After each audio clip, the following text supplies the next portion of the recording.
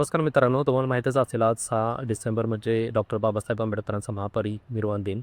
त्यांच्याबद्दल थोडंसं आपण माहिती करून घेऊयात किंवा फॅक्ट्स जाणून घेऊयात. बाबासाहेबांचा जन्म म्हणजे 1891चा 14 एप्रिल. ते त्यांच्या आईवडिलांचे 14वं अपत्य होतं. म्हणजे त्या काळात 14 अपत्य म्हणजे खूप मोठी गोष्ट होती. अत्यंत गरीब परिस्थितीमधून त्यांनी त्यांचं एज्युकेशन पूर्ण केलं. नुसतं पूर्ण केलं नाहीच, तर त्यांच्या कारकिर्दीमध्ये त्यांनी जवळजवळ 32 डिग्र्या घेतल्या होत्या.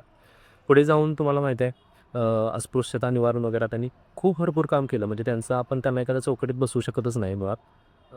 त्याच्यानंतर स्वातंत्र्यानंतर त्यांना भारताचा पहिला कायदा मंत्री व्हायचं भाग्यसुद्धा लाभलं किंवा त्यांचं तसं एज्युकेशनच होतं आणि तेही पर्यायच नव्हता की इतका उच्चशिक्षित माणूस त्या पदावरती असणं गरजेचं होतं.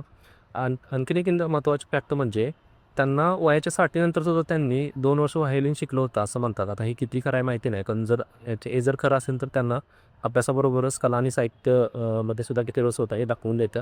आणि त्यांनी सतत शिकण्याची प्रवृत्ती कधीच सोडली नाही याच्यामधून दिसते. सो त्यांच्या आपण थोडेच काही गोळी घेऊयात आणि सगळे मिळून थोडं जाऊयात. धन्यवाद.